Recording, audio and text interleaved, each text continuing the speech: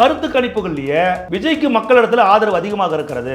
ஆட்சியை விஜய் அமைப்பார். திமுக 2வது இடம், ஏடிஎம்கே 3வது இடம். எடப்பாடிக்கும் சீமானுக்கும் கடுமையான போட்டி நடைபெறுகிறது களத்துல. இவர் எதுக்காக அவங்களோட கூட்டணிக்கு போனோம்? திமுக தான் கலப்போம், வேற யாரு கலப்போம்? இதை 234 தொகுதியில் இரட்டையில போட்டிட்டு ஒரு கூட்டணி கிடையாது, ஒரு கட்சி கிடையாது. அம்மையார் ஜெயலலிதா அவர்களும் திரு விஜய் அவர்களும் இன்னைக்கு ஒண்ணு நீங்க நினைக்கிறீங்க? அதை தாண்டி இருக்கிறாருங்க இவருடைய செல்வாக்கு. விஜய்க்கு செல்வாக்கு இல்லைன்னா ஏங்க மொத்த ஊடகமும் விஜய சுத்துது? விஜய் தும்புனா பிளாஷ் நியூஸ், விஜய் இருமுனா பிளாஷ் நியூஸ், விஜய் நின்றா பிளாஷ் நியூஸ், விஜய் நடந்தா பிளாஷ் நியூஸ். மக்கள் விரும்புறான், மக்கள் பார்க்கறான், மக்கள் நேசிக்கிறான், மக்கள் கொண்டாடுறான், அதுக்காக செய்யறாங்க. விஜய தொட்டு பாருங்களேன். ஜல்லிக்கட்டு போராட்டத்துக்கு தமிழ்நாடு அப்பேற்பட்ட ஒரு மக்கள் எழுச்சியை பார்த்திருக்காது. நீ தொட்டு பாரு, கெட்டு போயிடுவீங்க. மக்கள் விசிலுக்கு ஓட்டு போடணும்னு முடிவு பண்ணதுக்கு அப்புறம் நீ டேபிள் போட்டு அவங்ககிட்ட கேன்வாஸ் பண்ணான்னா, நீ பூத்து வாசல் இருந்து அவங்ககிட்ட கேன்வாஸ் பண்ணான்னா, உனக்குத்தான் சொல்லிட்டு நேரா உள்ள போய் விசில்ல குத்த போறான். தேதியை மட்டும்தான் எதிர்பார்த்துட்டு இருக்கிறாங்க. அந்த தேதியும் வந்துடுச்சு.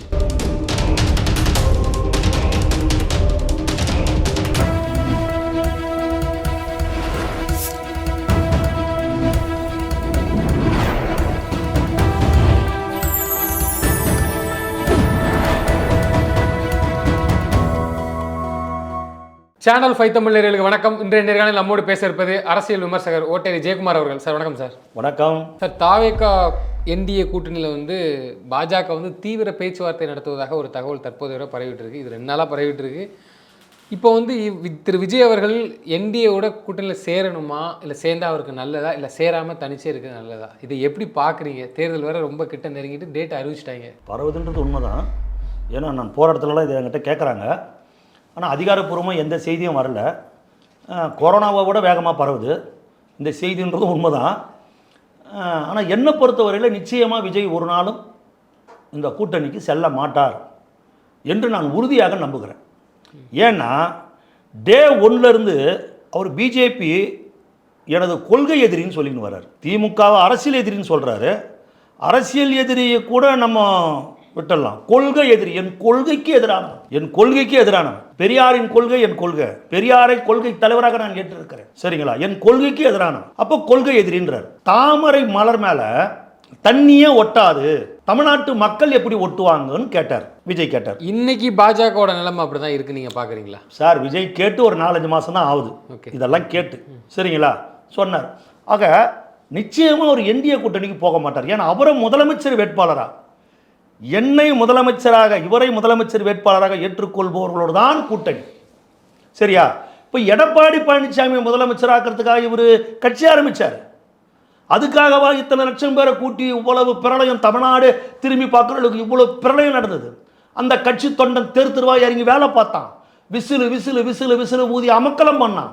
இவ்வளவு இடையூறு, இவ்வளவு தொல்லை, கரூர் சம்பவம், சிபிஐ வழக்கு, ஜனநாயகனுக்கு தடை, அவங்க கட்சி மாவட்ட செயலாளர்களுக்கு சிறை, இவ்வளவு ஏன் பார்த்தாங்க எல்லாரும்? விஜய முதலமைச்சராக பார்க்கணும், எடப்பாடியை முதலமைச்சராக பார்க்கணும்னு கிடையாது. சரிங்களா? ஒரே குறிக்கோள், ஒரு மாற்றம் வேணும். தமிழ்நாட்டின் முதலமைச்சராக விஜய் வரணும். இதுதான் மக்கள் விரும்புறது. அதனால தான் கருத்து கணிப்புகள்லையே விஜய்க்கு ஆதரவு அதிகமாக இருக்குது. லயோலா பழைய மாணவர்கள் கருத்து கணிப்பாலும் சரி, இன்னும் 1-2 கருத்து கணிப்புகள் இருந்தாலும் சரி, விஜய்க்கு மக்களிடத்தில் ஆதரவு அதிகமாக இருக்கிறது. ஆட்சியை விஜய் அமைப்பார். திமுக 2வது இடம், ஏடிஎம்கே 3வது இடம். எடப்பாடிக்கும் சீமானுக்கும் கடுமையான போட்டி நடைபெறுகிறது களத்தில். அப்போது இவர் எதுக்காக அவங்களோட கூட்டணிக்கு போனோம்? இது யாரோ திட்டமிட்டு பரப்புகிற ஒரு வதந்தியாக தான் நான் கருதுறேன். இப்போ கூட நேற்று கூட சிபிஐ வழக்குக்கு போயிட்டு வந்தார். அவர் எந்த அச்சப்படலை, எந்த பயம் இல்லையே விஜய் கிட்ட. நீ நினைச்ச எதுவுமே அங்கே இல்லையே. அதை பார்க்கும்போது எல்லாரும் என்ன கேட்குறாங்க, அப்போ பாஜக என்டிஏ கூட்டணி போறாரு, அதெல்லாம் இதுக்கு முன்னாடி நான் பயந்துன்னு வந்தாரா? இதுக்கு முன்னாடி சிபிஐ வழக்கில் போயிட்டு வந்தார். அப்பவும் கருப்பு சட்டை தான் போட்டுருந்தார். கருப்பு சட்டை இல்லை, பெரியாரின் சட்டை. பகுத்தறிவு பகலமே வெந்தாடி வெந்த தந்தை பெரியாரின் சட்டையை போட்டுக்கின்னு தான் பெரியாரின் பேரன் உங்க விஜய் நான் வரன் வந்தார். இதுக்கு முன்னாடி ஒரு 7 மணி நேரம் விசாரணை, ஒரு 5 மணி நேரம் விசாரணை. அப்போ எப்படி வந்தாரோ அந்த வேகம் துளியும் குறையாம இப்போ வரார். இந்த முகத்தை பார்த்தா பயப்படுற மாதிரியா இருக்குதுன்னு கேட்டார். தொல்லை இருக்குதா, அழுத்தம் இருக்குதானா? இருக்குதுன்னாரு. ஆனால் இதுக்கெல்லாம் பயப்படுறவன் இந்த விஜய் இல்லைன்னார். சரி, இப்போ பாஜக வந்து தீவிர பேச்சுவார்த்தை நடத்த, அதாவது உண்மையா திரு விஜய் பவன் அவர்கள் கல்யாணம் மறுக்கிறாரு. இது எங்கிருந்து கிளம்பிச்சுன்னு தெரியலையே. நான் அவரை சந்தித்தே 20 ஆண்டுகள் ஆகிறது. பவன் கல்யாண் சொல்றாரு, எடப்பாடி பழனிசாமி சொல்றாரு அப்படி ஒரு பேச்சுவார்த்தையே நடக்கலன்னு சொல்றாரு. நயினார் நாகேந்திரன் சொல்றாரு இது வதந்தின்றாரு. அண்ணாமலை சொல்றாரு டீயும் காப்பியும் ஒரு நாளும் ஒன்னாவாது, இது கொள்கை முரண்பாடு, யாரை நம்பி நாங்க கிடையாது, நாங்களே வெற்றி பெறுவோம் அப்படின்னு அண்ணாமலை சொல்றாரு. அப்ப இதை கிளப்புறது யாரு? திமுக தான் கலப்போம், வேற யார் கலப்போம்? இதை திமுக தான் கலப்போம். திமுகவோடு நிறைய கட்சிகள் இருக்கிறது. பிஜேபியும் அதிமுகவும் விஜயும் ஒன்று சேர்ந்தால்தான் திமுகவை வீழ்த்த முடியும் அப்படின்னு மக்களுக்கு ஒரு மெயின் செட் பண்றாங்க. இவங்க ஒன்னாக மாட்டாங்கன்னு திமுகவுக்கு தெரியும். பாஜக முத்திரே தாவேக்காவை குத்த பாக்குறாங்க. இவங்க ஒன்னு ஆகல, அப்படி கிடையாது. இவங்க ஒன்னு ஆகல, ஒன்னு ஆக மாட்டாங்கன்னு திமுகவுக்கு தெரியும். இவங்க ஒன்னு ஆகல, அப்போ மக்கள் மத்தியில இந்த கூட்டணி செட் ஆகல, அப்போ திமுக தான் ஜெயிச்சிடும் அப்படின்னு ஒரு மெயின் செட்டை கொண்டு வர பார்க்குறாங்க. சரிங்களா?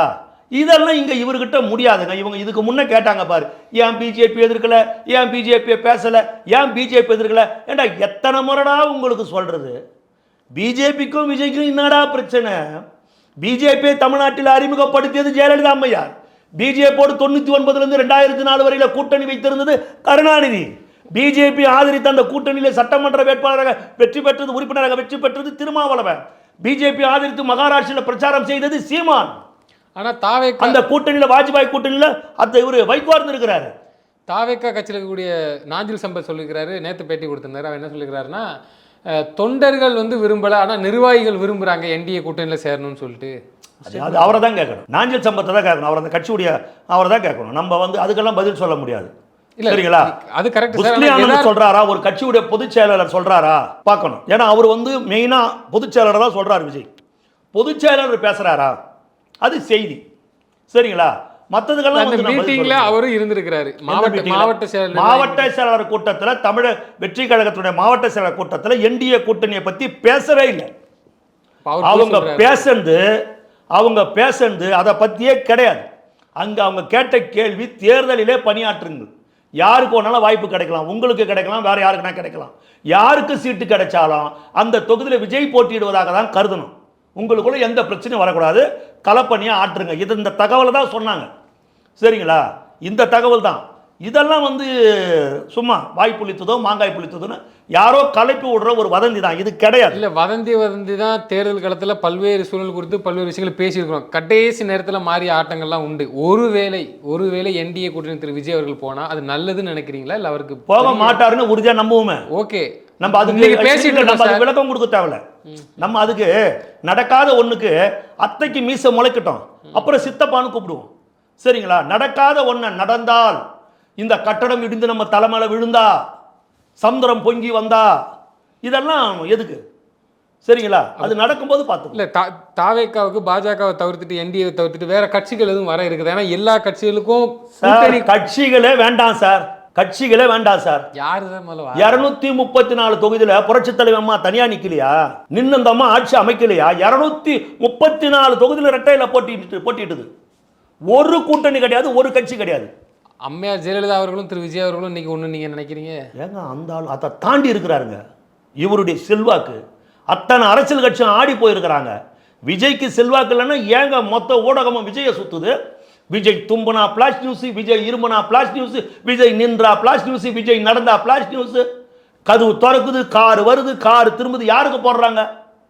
விஜய் சென்னையிலேருந்து வேலூர் போறாருன்னா லைவ் யாருக்கு காட்டுறாங்க? லைவ் சொல்லுங்க, யாருக்கு காட்டுறாங்க? எதுக்கு? மக்கள் விரும்புகிறான், மக்கள் பார்க்குறான், மக்கள் நேசிக்கிறான், மக்கள் கொண்டாடுறான், அதுக்காக செய்கிறாங்க. அவருக்கு எதுக்கு? மக்களோட கூட்டணி வைத்திருக்கிறார். இப்போ திமுக கூட்டணிலாம் பெரிய பெரிய பெரிய கட்சியா? கம்யூனிஸ்டுக்கெல்லாம் மிக லட்சக்கணக்கான தொண்டர்களான கம்யூனிஸ்டுக்கு போன முறை கொடுத்த 6 சீட்டை இந்த முறை இல்லைன்றாங்க. எங்களோட இருக்கிறதால தானே அவங்களுக்கு மரியாதைன்றாங்க. அதிகார பங்கு சொன்னது திரு விஜய் அவர்கள் தான். அவர் தான் ஆட்சியில் சொன்னாரு. யாருமே வரதுக்கு இப்ப தயாரா சார், வரலன்றத பத்தி கவலை இல்லை சார், யாரும் வரலன்னு கவலை இல்லை சார். புரியுதுங்களா? வந்தா ஆட்சியில் பங்கு, அதிகாரத்தை பங்கு கூப்பிடுறாரு, திருந்துங்கடான்றாரு, பாவிகளே மனம் திருந்துங்கள்ன்றாரு. புரியுதா? தப்பான ஒரு இடத்தை நோக்கி பயணிக்கிறீங்களேன்னு கேட்கிறாரு. இது மாற்றம் வரணுன்றாரு. மாற்றத்துக்கான அரசியலை நான் கொடுக்குறேன்றாரு. இல்லப்பா நீ சொல்றதெல்லாம் சரிதான், ஆனால் அவன் நோட்டு கொடுக்குறானே, அதுக்கு தான் கல்லாப்பேட்டி கூட்டணின்னு பேர் வச்சாரு. நீ சீட்டு மட்டும்தான் கொடுக்குறன்ற கூட்டணியில் அவன் சேர்த்து நோட்டும் கொடுக்குறானே. போன முறை 2 கம்யூனிஸ்ட்டுக்கு, ஒரு கம்யூனிஸ்ட்டுக்கு 25 கோடி, ஒரு கம்யூனிஸ்ட்டுக்கு 20 கோடி கொடுத்தாங்களே. இன்னும் பல சீட்டெல்லாம் பேசுகிறாங்களே. யாரு பொட்டி வாங்கல. இப்போ விஜய் கொடுக்குறேன்றாரா? விஜய் தொண்டர்களுக்கு கோட்டரு, கோழி பிரியாணி, ஆளுக்கு 500,000 பணம் அவரெல்லாம் இங்கே நடக்குதா? அவர் ஏன் இவங்களுக்கெல்லாம் கொடுக்கணும்? தாங்க ஜனநாயகத்துக்கான தேர்தல், ஜனநாயகத்துக்கான போர், இந்த தேசத்தை, இந்த நாட்டை, இந்த மாநிலத்தை கட்டமைப்பதற்காக போராடி கொண்டிருக்கிறார். அப்படி வர்றவங்க வாங்க, வராதவங்க போங்க. புரியுதுங்களா? விஜய் எக்ஸ்பிரஸ் நேற்று டெல்லி, இந்தியாவின் தலைநகராக இருக்கிற டெல்லியிலேருந்து புறப்பட்டுச்சு. காரில் நின்று கையாட்டின்னு வர்றாரு. புரியுதுங்களா? உங்க விஜய் நான் வரேன், ஐ ஆம் வெயிட்டிங் வராரு. புரியுதுங்களா? இந்தியாவின் தலைநகரில் புறப்பட்ட அவருடைய பயணம் தமிழ்நாட்டின் தலைநகரம் சென்னையில் இருக்கிற செஞ்சாஜி கோட்டையை நோக்கி போயினுக்குது. சந்தோஷம் திகத்தாகிறாருங்க. அந்த கெத்துக்கு என்ன சொல்றாங்கன்னா, பாஜகவிடம் வசமாக மாட்டி விஜய் ஒரு சமரச பேச்சு நடந்திருக்கு. அதெல்லாம் ஒரு நாள் பேசிட்டாங்க. பிஜேபி நினைத்ததெல்லாம் சாதிக்க முடியாது. எல்லாரையும் நீ அப்படியே சர்வாதிகாரம் செஞ்சிட முடியாது. மக்கள் புரட்சி ஏற்பட்டுற நாட்டில் உலகத்தில் சர்வாதிகாரங்கள்லாம் எங்க ஓடனா? ஹிட்லருக்கு என்ன கதி நடந்தது? முசோலினுடைய கதை எப்படி முடிஞ்சது? அவங்களோட படிச்சவனுக்கு தெரியுங்க. ஓரளவுக்கு தான் மரியாதை. அவங்களோட ஆமா, நீ மிரட்டுற பின்ன உருட்டுறன்னா என்ன அர்த்தம்? அப்படியே பணிந்தார் குனிந்தார்னா என்ன அர்த்தம்? நீ என்ன சாதிச்சிருவியா? முசோலினுக்கு ஏற்பட்ட இந்த மாதிரி தான் காங்கிரஸ் கட்சி, இதை மாதிரி தான் காங்கிரஸ் கட்சி ஒரு காலத்துல செஞ்சது. புரியுதுங்களா? இப்படிதான் பண்ணாங்க காங்கிரஸ். இன்னைக்கு எங்க காங்கிரஸ்? மக்கள் தீர்ப்பே மகேஷின் தீர்ப்பு. மக்கள் தீர்ப்புக்கு மரியாதை கொடுக்கணும். புரியுதுங்களா? எல்லாமே அதிகார கையில் இருக்குதுன்னு செஞ்சிருவீங்களா? ஏதாவது செஞ்சு பாருங்களேன், தொட்டு பாருங்களேன். விஜய தொட்டு பாருங்களேன். ஜல்லிக்கட்டு போராட்டத்தில் தமிழ்நாடு அப்பேற்பட்ட ஒரு மக்கள் எழுச்சியை பார்த்துருக்காது. நீ தொட்டு பாருங்க, கெட்டு போயிடுவீங்க. புரியுதுங்களா? அந்த அளவுக்கு உச்சத்தில் இருக்கிறார் விஜய். ஒவ்வொரு இல்லங்களிலும் ஒவ்வொருத்தருடைய உள்ளங்களிலும் இருக்கிறார் விஜய். இதுதான் கள நிலவரம். நான் மீண்டும் சொல்லுகிறேன், நான் தமிழக வெற்றி கழகத்தில் உறுப்பினர் கிடையாது, நான் விஜய் கட்சியில் கிடையாது. ஒரு அரசியல் விமர்சகராக கள நிலவரத்தை சொல்றேன். ஒரு மாற்றத்திற்கான அரசியல் வேணும். திமுக அதிமுக மாதிரி 2 கட்சியை நம்ம பார்த்துட்டோம். 3வது ஒருத்தர் வரணும். திமுக வானான்னு அதிமுக ஓட்டு போடுறோம், அதிமுக வானான்னு திமுக ஓட்டு போடுறோம். இவனும் கொள்ளடிக்கிறான். நம்ம கொடுக்குற உச்சபட்ச தண்டனை 5 ஆண்டுகள் மட்டும்தானா? அவன் லைஃப்ல 14 வருஷம் 20 வருஷம் 30 வருஷம் சிறையில் இருக்கிறான். இப்பேற்பட்ட கொடுங்கோலாட்சி மாறி நடத்துறானுங்க. இவ்வளவு கோடி கொள்ளடிக்கிறானுங்க. இவனுங்களுக்கு 5 வருஷம் தண்டனை போதுமா? 3வது ஒரு ஆள் வரணும். அது விஜயா இருக்கணும். இவங்களும் சரியில்லைன்னா அடுத்த தேர்தலில் மக்கள் மாற்றி சிந்திக்கணும் தான் சொல்றோம். மாற்றம் வேண்டும். மீண்டும் மாற்றி சிந்திக்கணும்னா திமுக அதிமுக வரணும்னு அர்த்தம் கிடையாது. 4வதா ஒருத்தன் வரணும். தப்பு செய்பவனை மக்கள் மன்னிக்கவே கூடாது. நீ ஒரு அரசியல் கட்சி தலைவன், ஒரு நேர்மையான உனக்கு நாங்கள் ஓட்டு போடுறோம், நீ மக்கள் பணத்தை கொள்ளையடிக்கிற, மக்கள் பணத்தை சுரண்டி துன்றனும் போது உன்னை மன்னிக்கவே முடியாது, மன்னிக்கவே கூடாது. நிச்சயமா சார். இப்போ சிபிஐ வழக்கும் போட்டு கிடுக்குப்படியாக இருக்குது திரு விஜய் அவர்களுக்கு. இந்த நெருக்கடி தேர்தலை அறிவிச்சிட்டாங்க. இல்லை அவர் என்ன தான் பண்ண முடியும்? பிரச்சாரத்துக்கு பண்ண முடியுமா? அடுத்த கட்ட வேலையை நகர்த்த முடியுமா? ஏன்னா அடுத்தடுத்த டேட் கேப்பில் இருக்குது. எலெக்ஷனுக்கு முன்னுக்கூட்டி இது எல்லாமே நடக்கும். நீங்களும் ரொம்ப வருத்தப்படுறீங்களா? அவர் என்னதான் பண்ணுவார், என்னதான் செய்வார்? ஏங்க நான் கேட்குறேன், இதெல்லாம் தெரியாதா ஒரு அரசியல் கட்சி ஆரம்பிச்சிருவார்? 234 தொகுதிக்கு வேட்பாளர்கள் ரெடியாக இருக்கிறாங்க அவர்கிட்ட. எல்லா வேலையும் பார்த்துக்கிட்டு தான் இருக்கிறேன். கேட்குறது தான் கேட்டேன். அது கரெக்டாக இருக்கிறாங்களா? வேட்பாளருக்கு ஆள் அது எப்படி இல்லாத இருப்பான்? எவன் இல்லாத இருப்பான்? அங்கே போட்டி நடக்குதுங்க. எனக்கு சீட்டு கொடு, உனக்கு சீட்டு கொடு. அதிமுக இப்படிதான் சார் புரட்சி தலைவர் எம்ஜிஆர் சொன்னாங்க. ரசிகர் மன்ற பசங்க, விசிலடித்தான் குஞ்சிங்க, தியேட்டரில் டிக்கெட்டை பிளாக்ல விற்கிறவங்க அவரோட போறாங்கன்னாங்க. இப்படிதான் பேரறிஞர் அண்ணாவை சொன்னாங்க. எல்லாம் டிக்கெட் விற்கிற பசங்க, பிட் பாக்கெட் அடிக்கிற பசங்க எல்லாம் அண்ணா பின்னாடி போறானுங்க. இப்படிதான் சார் சொன்னாங்க. அவங்கெல்லாம் சாதிக்கலையா? ஒரு மிகப்பெரிய சரித்திரத்தை இந்த நாட்டில் அவங்க ஏற்படுத்தலையா? சொல்லுங்க. எந்த ஒரு விஷயமும் தெரியாத, எதுவுமே தெரியாத செங்கோட்டையன் முதல் எம்ஜிஆர் ரசிகரா 22 23 வயசுல எம்எல்ஏ ஆகலையா? அமைச்சராகலையா? இன்னைக்கு 80 வயது கலந்து வாழலையா? எல்லாம் பிறக்கும் போதே தெரிஞ்சுக்கிட்டு தான் பிறகுறானா? சொல்லுங்க. பிறக்கும் போதே தெரிஞ்சுக்கிட்டு தான் பிறகுறானா? கற்றுக்குவான். புரியுதுங்களா? தெரியும், கற்றுக்குவான். நீங்கள் கட்டமைப்பு போகணும், பூத்துக்கிட்ட ஆள் நிற்கணும், பூத்துக்கிட்ட பாகத்தில் வேலை பார்க்கணும், டேபிள் போடணும், சேரை போடணும். இதெல்லாம் தேவையில்லைங்கிறீங்களா அப்போ?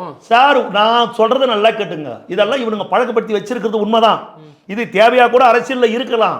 மக்கள் விசிலுக்கு ஓட்டு போடணும்னு முடிவு பண்ணதுக்கப்புறம் நீ டேபிள் போட்டு அவங்ககிட்ட கேன்வாஸ் பண்ணான்னா, நீ பூத்து வாசல்னு அவங்ககிட்ட கேன்வாஸ் பண்ணான்னா, உனக்குத்தான் சொல்லிட்டு நேராக உள்ளே போய் விசிலில் குத்த போகிறான்.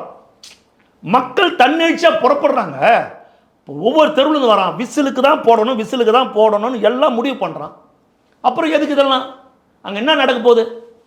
அவன் நேராக போய் ஓட்டு போட போகிறான். அவன் எதை பற்றியும் கவலைப்படல. திருட்டு ஓட்டு போடுறான், பப்ளிக்கை தடுப்பான். ஒரு மக்கள் எழுச்சி நீங்கள் பார்க்க போகிறீங்க. இப்போ விஜய் இப்போ வரப்போகிறார், தெருவா ஊர் ஊராக வரார். ஏன்னா தேர்தல் அறிவிச்சாச்சு, எல்லாமே தேர்தல் ஆணைய கட்டுப்பாட்டுக்கு போயிடுச்சு. சரிங்களா? விஜய் வரப்போகிறார், எல்லா பகுதிக்கு வரப்போகிறாரு, பேச போகிறாரு, மக்களை சந்திக்க போகிறாரு. மக்கள் எல்லா பிரச்சனையும் பார்க்க தான் போகிறாங்க. அவரை தேர்ந்தெடுக்கணும்னு மக்கள் முடிவு பண்ணிட்டாங்கன்னு இதே சேனலில் நான் இதுக்கு முன்னே பேசியிருக்கிறேன். தேதியை மட்டும்தான் எதிர்பார்த்துனுக்கிறாங்க. அந்த தேதியும் வந்துடுச்சு. சரிங்களா? அதனால் நம்ம யோசிக்கிறதுக்கெல்லாம் ஒன்றுமே கிடையாதுங்க. அவர் பார்த்துக்குவாருங்க. அவர் ஒரு உச்ச மனிதர். அவர் சாதாரணமாக இதை கடந்து போவார். நிச்சயமாக சார், வரக்கூடிய நாட்களில் தெரியும். நீங்கள் சொன்ன மாதிரி நடக்காத ஒன்று எப்பவுமே பேசுகிறது வந்து சரியில்லைன்னு நினைக்கிறீங்க. நாளைக்கோ நாளைக்கு வச்சு என்ன வேணாலும் நடக்கலாம். தொடர்ந்து நல்லதே நடக்கும். கண்டிப்பாக தொடர்ந்து தங்களது கருத்துக்களை பெருமைக்கு நன்றி சார். நன்றி.